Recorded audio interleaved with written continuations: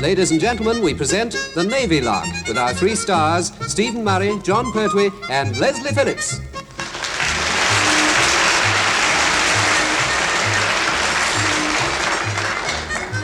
For most people, a career in the Royal Navy is an opportunity to find adventure in the service of one's monarch and the flag. CPO Pertwee, however, has always regarded it more as a heaven-sent opening for commercial enterprise and personal profit. Usually he has a reasonable lead or an unshakable alibi, but at this moment he is only just ahead at the stores. Any second now, his dream of a gamble giving him a rich future is going to turn into a nightmare. Hello, ship stores here. Able Seaman Johnston speaking. On the other hand, if it's the police, MI5 or Captain Povey, sorry, wrong number. Orphy, this is Ebenezer Pertwee. Oh, hello, Nunkie. Here, what are you about to do us for, then? Johnsy there. I've got a hot tip from an auctioneer. Oh, one moment, please. I'll see if he's in. Chief, it's your Uncle Ebenezer. Are you in? Come on, give us the phone. Hello, Nunkie, you old fool. How's Auntie? Too flaming accurate. But when I chucked me elastic-sided boot at her, she saw it coming, so it hit the wall, bounced back and hit me. I should never have let her have those national health glasses. Yeah, in the old days. Yeah, the old days she always knew who hit her, but she never knew what with. Leastways, not until it landed. Here, what's all this about an auction, then? I thought that'd get you going. Here, I found a bargain for you. Ta-da, Nunkie. Took me 2 years to flog the last bargain you found for me. 15 crates of tomato soup with no labels on them. That turned out to be tins of glue. Well, it was jolly good glue. Yeah, it was also lousy soup. Now, well, this is different. I happen to know I can get lot 23. A large quantity of high-class scrap metal for 15 quid, and it could be worth hundreds. You lend me 15 quid. The deal's off. Goodbye. No. Wait a minute. You put up the 15 quid, I'll bid for it at the auction, and when you've flogged it, you pay me 10% of the profit. Hello? Johnsy? Oi! Are you there? Yeah, hello, Johnsy, what are you doing, boy? Trying to resist it. You'll make a fortune. All right, I'll give in. You can have the 15 quid. Here, have lot 23 delivered to the dockyard and it's a deal. Good lad. Johnson. Yes, Chief? Look, nip round the dockyard and see if you can find a corner of one of the warehouses that everybody's forgotten about. Oh, have you got to go into hiding from the Rozzers again, then? I certainly have not. Oh, I thought you had. I remember what happened last time. I had to keep bringing you the latest reports on the police activity and shout them through the keyhole of that little wooden hut on number 4 jetty. Johnson. And if they'd ever found you were in there, that'd have been another charge and all, because that little wooden hut's for officers only, you know. Johnson, I'm not on the run from the Rozzers. Leastways, no more than usual. Look, I'm looking for somewhere to dump a load of high-class scrap metal for a bit. Aye. Hard luck, Admiral. He's been on your roof and nicked your lead again. No, I flaming well have not. Besides, I've already had it all. What I'm looking for is a tiny heady hole for lot 23, you see. Some auctioneers will be delivering it in a few days. Nunkie's arranging it all. Nunkie is? Yeah, Nunkie is. Oh, well, in that case, while I'm looking for a tiny hidey hole, I'd better make sure the little wooden hut on number 4 jetty's vacant and all, hadn't I? Johnson, you great big fat fudge figure, I can assure you that if anybody is going to end up in that little wooden hut, it's going to be you. And what I shout at you through the keyhole won't be the latest news. It'll be a right mouthful of coarse chit-chat and vulgar verbosities. Now, flutter off and find me a hardy hole for lot 23 before it arrives. Aye, Chief, but you're a rotten, or have I mentioned it before? You are, you know, you're a rotten. And a rotten who's a rotten with it sort of rotten at that. Johnson. That's me. Vanish. I've gone. Good morning.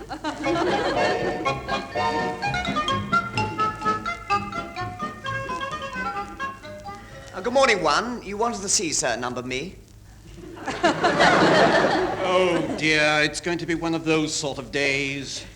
Come, Phillips, Mr. In.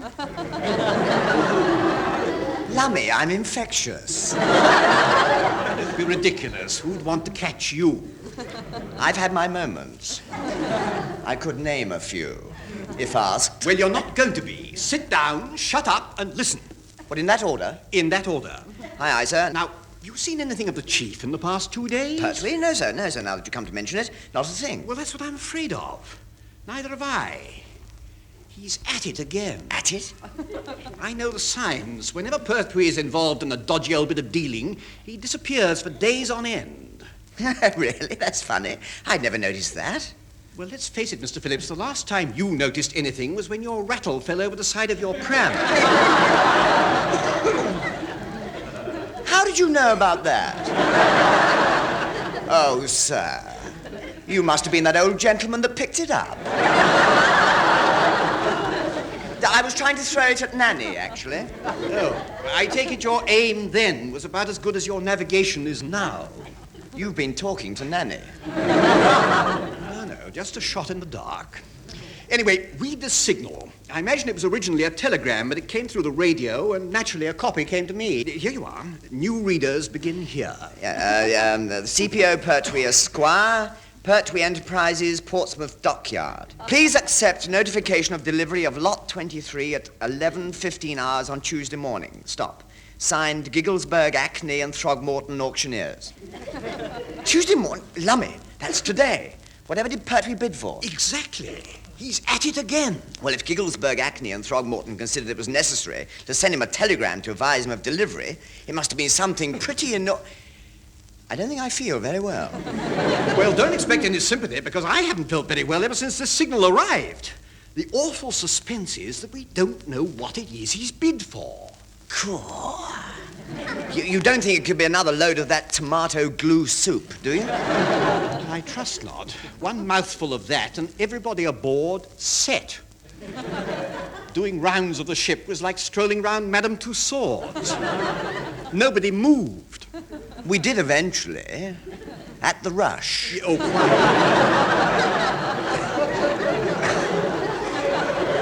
No, frankly, until we find out just what it is Pertwee has bought, I intend to eat out. You're absolutely right, sir. With a signal like that about, a chap can't even trust his 11s. I rather wish you hadn't said that. I've just drunk mine. Perhaps I'd better keep walking about. Oh, I shouldn't worry, sir. It's hardly likely to be coffee. It's much more likely to be something he can swing on us at a main meal, like breakfast. Do you mind if I walk about with you, sir? Yeah, please do. What's the time now? 11:10. Come in. Excuse me, Gov. Name of Coggins. I'm looking for a Mr. CPO Pertwee, Esquire. Would you be anything to do with Messrs. Gigglesburg, Acne and Throgmorton? The same, Gov. I've got this delivery note for Mr. Pertwee to sign. Ah, well, perhaps we could sign it. Sorry, Gov. Firm's orders. Must have the signature of the actual party. Pity. Yes. Well, in that case, I think you'll find the actual party in the stores. It's the fourth door along. Oh, thanks, Gov. I suppose you wouldn't care to tell us what it is that Mr. Pertwee has acquired? No, can't be done, Gov. More than my job is worth. I mean, we've got to think of me wife and kids, haven't we? Have we? I don't see why. I've never even met them. Oh, shut up. It's the fourth door along. Thank you, Gov. Well, that's that. We shall just have to wait until the actual party tells us what he's done, I suppose. Yes, Gov. Sir.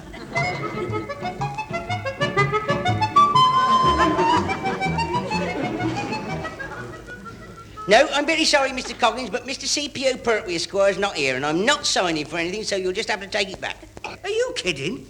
Have you seen lot 23? No, and I'm not signing for it either. Well, Mr. CPO Pertwee Esquire, if you sign for anything, you end up paying for it. Right, Johnston, come on, what's happened? Look, get Nunkie on the blower. I've just been out of that empty warehouse you found, and that's exactly what I found. An empty warehouse. Not a sign of Johnson's high-class scrap metal anywhere. Look, if that old fool has twisted me out of... Who's this? That's Mr. Coggins, Chief. Is it? And who is Mr. Coggins? Morning, Gov. I'm delivering lot 23 from Gigglesburg, Acne and Throgmorton. Sign here, please. Hey? Oh, righto, here. Thank you. Yeah, what are you doing aboard anyway? I told Nunkie to tell you to deliver me high-class scrap metal to warehouse number 18. There's a little corner up the far end. Look, bung some sacking over it when you've dumped it, though, won't you? Bung some sacking over it? Mr. Pertwee, have you seen lot 23? Well, no. Well, what's the matter with it? Well, where's it now, then? Outside. It's in the sea. Lot 23 floats. What? They're all there, Gov. Count them if you like. Count them? Count them? Count what? Here, get out of the way. Let's have a look. Ah! Here! Where all those ships come from? Who's are they, then? They're they're yours, Gov. What do you mean? Here, give us that delivery note. Let's have a look at this. Look, lot 23. 2 cruisers, 3 battleships, 15 destroyers, 6 gunboats. It's a joke. It's a joke. It's got to be a joke. Yeah, Pertwee's bought a fleet. Go on, go away, shoo, disappear. Go on, be a mirage. Sink, go on, disappear, something. Go on, go back where you came from. Don't you start.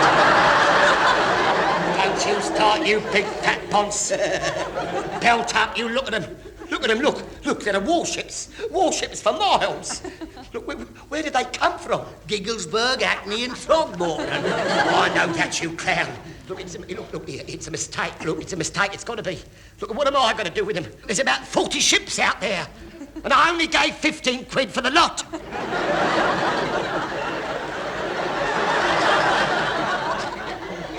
Is that so? Well, offhand, I'd say you got a bargain. Good morning. No, wait, here, come back. Here, take them all away, I'll give you a tip. Look, I don't want the flipping warships. What am I going to do when old Thundergut sees that lot and finds out they're mine? Come back, Mr. Coggins. Come back! Coggins!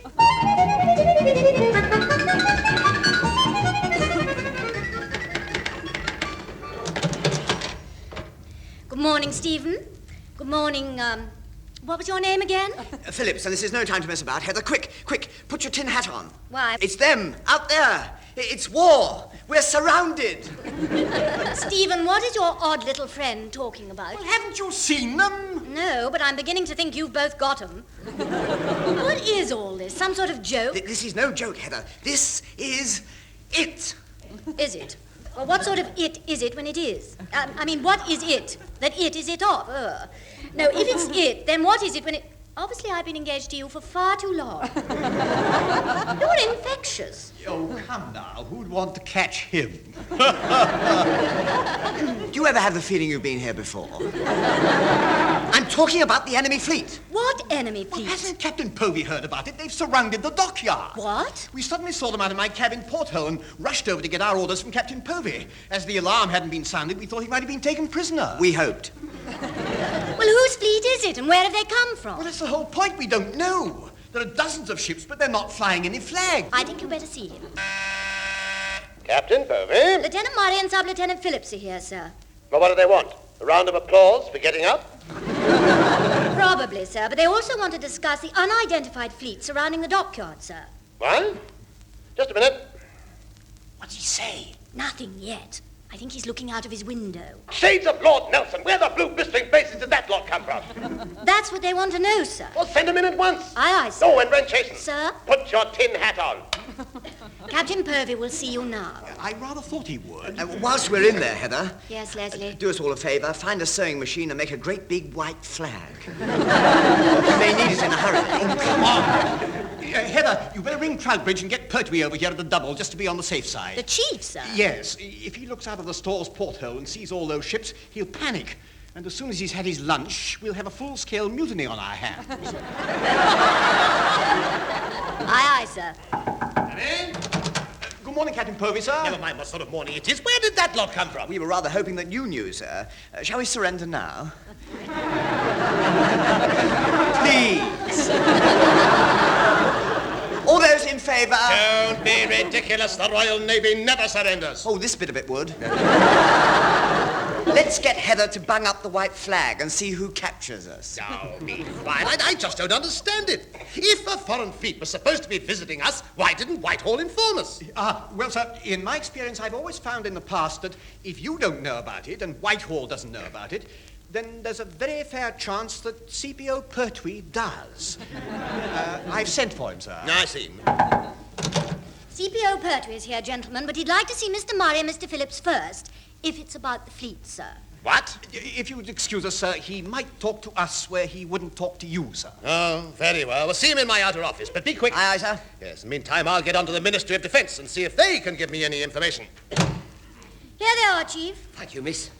Hey, good morning, gents. Now then, Chief, let's keep terribly calm about this, but who does that fleet of warships out there belong to?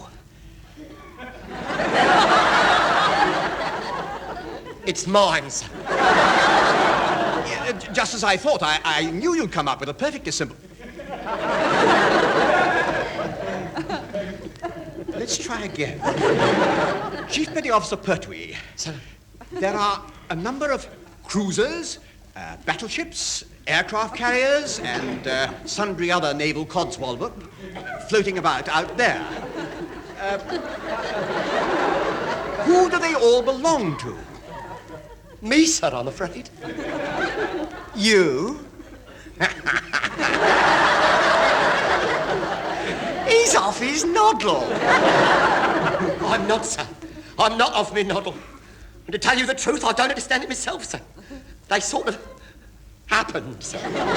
Sort of happened? Pertwee, that lot out there can't sort of happen. They did, sir. I put in a bid at an auction for some high-class scrap metal, and that lot turned up. What? Lummy, Gigglesburg, Acne, and Throgmorton. The same, sir. Those ships out there are Lot 23. Good gracious. Well, I always knew you'd made a bob or two on the stores, but I'd no idea you'd made as much as all that lot must have cost. I haven't, sir. I got them for 15 quid. What? Hey, just a ticket. Let's have another look. Here, 2 cruisers, 3 battleships, 1 aircraft carrier, 2, 5, 8, 15 destroyers. Multiply by 3, take away 2, that won't go, so borrow 10. Which makes it,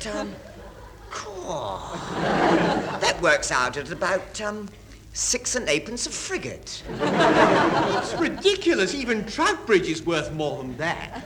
Excuse me for interrupting, but I couldn't help overhearing. Do you think I could take my tin hat off now? You suit yourself, miss. But I have a feeling that once old Thunderguts finds out that fleet is mine, it might be as well to keep your tin hat on. He'll go berserk.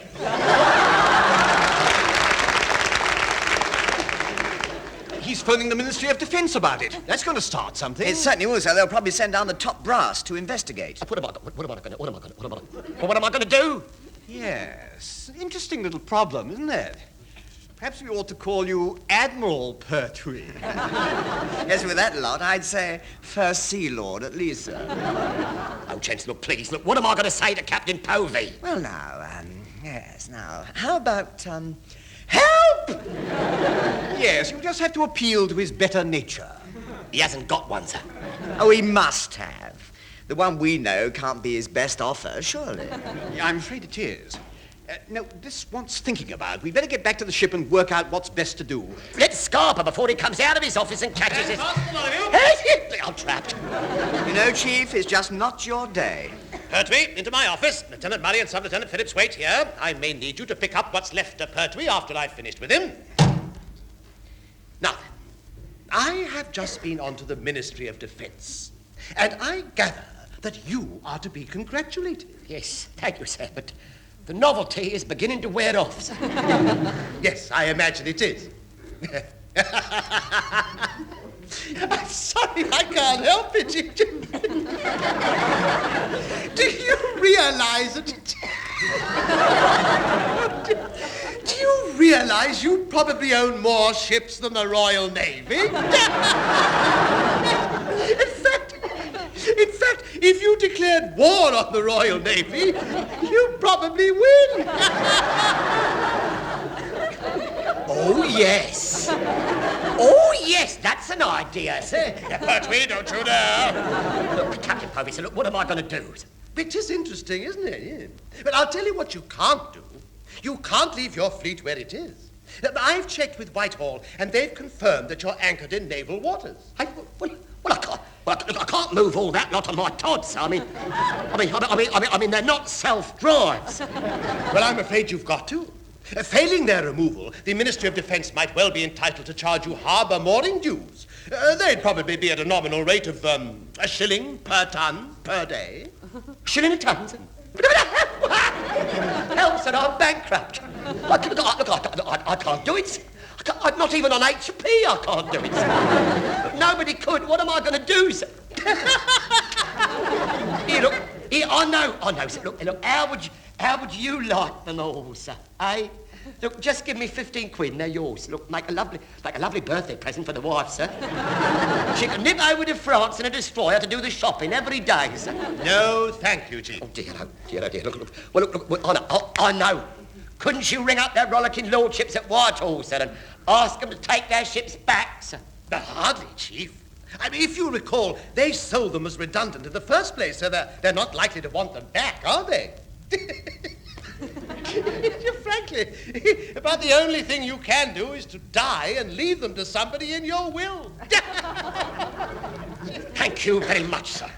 Thank you very much, and if it comes to that, I know exactly who I'm going to leave them to. Yes, I do. Pertwee!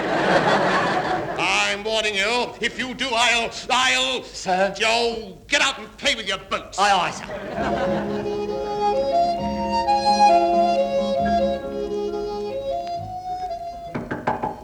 Come in. 6 to 4. It's Admiral Pertwee, sir. Excuse me, sir. What is it, Admiral? Very droll, I'm sure, sir, but getting just the tiniest bit thin after the 300th time, sir. Nevertheless, sir. Oh, thanks. Yeah, what did you want, Admiral? Chief? Well, I was wondering, sir, if I could borrow your cabin for a bit this morning. What? Well, it's about my fleet, sir. You know, my fleet. I've got a potential buyer coming along this morning, sir, and with a deal like this, you know, one of this size, it's not going to be easy to haggle about the price over the store's counter, sir. You don't exactly set the right tune, if you know what I mean. Oh, yes, I see what you mean. Am I to understand that you managed to find a buyer for all that lot? Oh, yes, sir, yes. I advertised it in the paper, sir. For sale, a fleet of warships. Only one careful owner. Recent £2 million overall, bills shown. All tenure tested, no reasonable offer refused. Lummy, what paper was this in? Pravda, sir. What? I don't think I feel very well again. Pertwee, you can't sell all those ships to the Russians. Yeah, possibly not, sir, but with the help of a lend of your office, I intend to have a flipping good try. Just out of curiosity, Chief, how much are you asking? A modest 20 million, sir. Of course, I'm prepared to come down a couple of thousand. Yes, well, with an original outlay of 15 quid, I suppose you could just afford to. About this lend of your office, Comrade Admiral First Class Nikolai Grigorovich should be here any minute now, so if you wouldn't mind moving out of the office... Fetch Pertwee at once. I want to work... there you are. Yes, sir, I am, sir, but I wish you weren't, sir. Not just now at the minute, sir. I'm a bit busy, sir. Yes, he's expecting Comrade Admiral First Class Nikolai... Oh, my foot.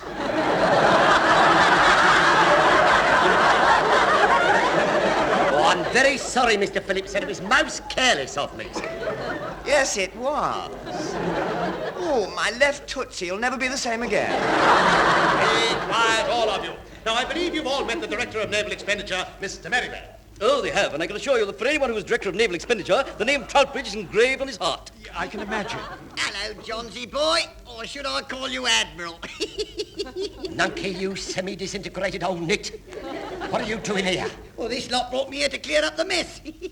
You've properly caused it this time, we have. What's going on? You might well ask. There's been a most gigantic to-do over this. In fact, I've never known a do or a two more gigantic, and I've been around. By George, I've been around. Where was I? Going around. Oh, yes. Yes, you're perfectly right. It ever decreasing. Ah, you're the one with the brains. You're the one with the brains, all right. The Navy's proud of you. What was your name again? Phillips, sir. Sub-Lieutenant Phillips. Phillips. Oh, well, I've been wrong before. Now then. About this fleet parked out there. As I understand it, CPO Pertwee here bid for a lot 23 at an auction held by Gigglesburg, Ackley and Throgmorton. Well, they were acting on behalf of a firm who had bought vast quantities of surplus materials from the Ministry of Defence. Yes, well, we know all that, sir. What happened? Well, Gigglesburg, Ackley and Throgmorton dropped one, old man. In fact, I doubt if anyone's ever dropped a bigger one. Present company excepted, of course. You see, some idiot printed the lot numbers the wrong way round in the catalogue, so what Pertwee got was really lot 32, one fleet of redundant warships. When lot 23 turned up at the breaker's yard, we tumbled, you see. I've got 'em on me van outside, Johnsy boy. There's crates and crates of 'em. We'll make a fortune. Crates and crates of what? Unlabeled tins. We think they were tomato soup, but they might well be glue. What? Oh, dear. Look out, Tum-Tum. Here comes another load of glue soup. Come on, Johnsy. Give us a hand unloading 'em. Unloading them, you stupid great bomb-headed clown. Look, I'll unload you. Straight into 40 tins of unlabelled glue. And I'll keep stirring you until you set. Now, come on, give us back the 15 quid. I want to buy a shot and a blast you to tiny, tiny bits. Stop running.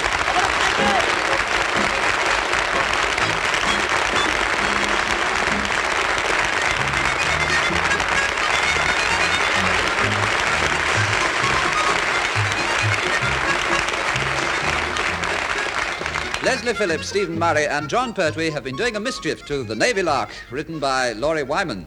Leslie Phillips was the sub-lieutenant, Stephen Murray was the number 1, Jon Pertwee was the chief petty officer. Captain Povey was played by Richard Caldicot, Heather was Heather Chasen, Mr. Coggins was Michael Bates, Nunkie was Tenniel Evans, and Mr. Merrivale was Ronnie Barker. The show was produced by Alastair Scott Johnston.